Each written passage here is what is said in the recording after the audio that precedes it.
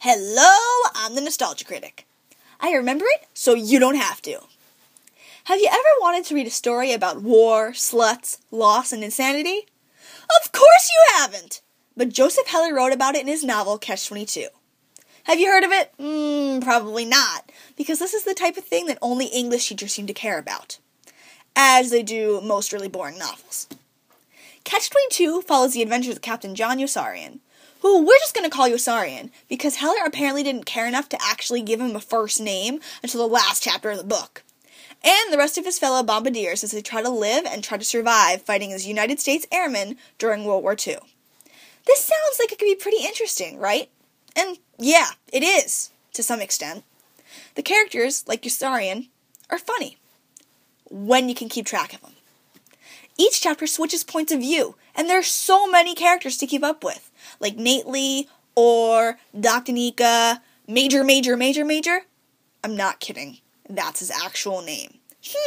I wonder what name was on the baby list. Could it possibly be Major? Oh, hey, honey, let's name our kid Major. Yeah, okay, I really like that name. Let's make it his middle name, too. And his last name. It's really easy for the reader to get lost. I mean, come on, Joseph Heller. Throwing 6 million different names at the reader is totally going to make them not want to throw the book at the wall.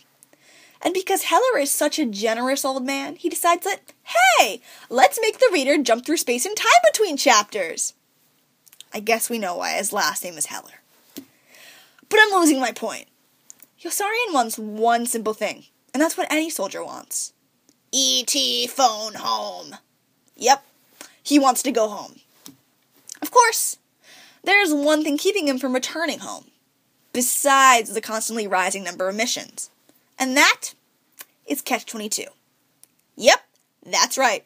It's not just the title of the book. Joseph Heller, he was smart. Catch-22, it's a trap. It states that any man who's insane can't be sent out into combat. And that makes sense. No one wants a crazy man running around a battlefield. But, and isn't there always a but? If an airman asks to be taken off duty, he's not gonna be. It doesn't make a lot of sense, but then again, I think the already crazy people would be sitting in their padded cells and wouldn't be in the middle of a battlefield.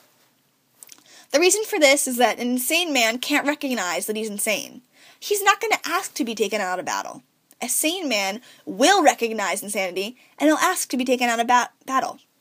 And that proves his sanity, but also traps him in battle. Not a really good situation here, is it? And Catch-22, it ensnares its enlisted men. Forever! Okay, hold on. Let's rewind. Excuse me, military! You got some explaining to do. Since when was that a good idea? What is this? The Hotel California? I can't leave? I didn't think the soldiers got the dark mark branded onto their skin when they decided to join the military. But there's a point to this. All this is done to show just how freaking powerful the military is. And in this book, the bureaucracy rules all. And it's because of this that the characters run into trouble. They could get killed. Or worse, expelled. Nope, kidding. They're probably going to get killed. Yep, totally signing up for military service now. I can't go home, there's not enough coffee for all of us, the whores are only satisfactory at best, and you know what? Hey, there's a really good chance I'm going to get killed. Oh, and the herpes is a really good added bonus. So after all of this, I'm sure you're wondering why the hell the book is viewed as a classic, and even as good. But the truth is, the book, it's hysterical. If you have the right sense of humor. It's dry and it's sarcastic. Think Monty Python without the funny voices or making fun of spam. Which reminds me, God help the airmen. Seriously, I'd rather eat intestines instead of spam for every meal. Meat? That's fake? No. There's obviously something wrong there. But in all honesty, yeah, the book does a really good job of showing how war is played out. It's insane. Think about it. War is an insane concept. No human desires to kill another unless he's insane. The same is true with the logic of Catch-22. It demonstrates what happens when too much power is given to a select few and shows how the others are affected by the power hungry. It's like Hungry Hippos, but with military people. And it's a direct result of the power having been given to the wrong people that caused the formation of Catch-22 and Yossarian not being able to phone home. The military really doesn't have a good track record, does it? First, they make you sign a contract in your own blood. They give you nothing to eat but Spam. And then, when it's all said and done, you have post-traumatic stress disorder and you're probably going to need some Prozac. But if you can catch up with all the themes, it's a good novel. So, who am I going to recommend this to? Anyone that has a really dry sense of humor, you're going to love this.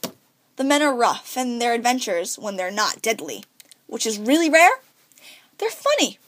Oh yay, comedy! Hooray! We're going to need it. Look at all the guts.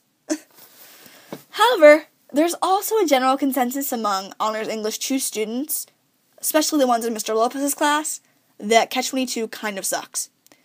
I mean, it makes sense. There's, no order, there's a million characters, and it's really freaking long. It's not a light read. If you want something you can finish in a day, don't pick this book, because it's really confusing. There's no middle ground with this. You're either going to love it or you're going to hate it. And even if you don't have post-traumatic stress disorder, you might want to get the Prozac anyway, because there's a lot of blood and guts in this book. A lot.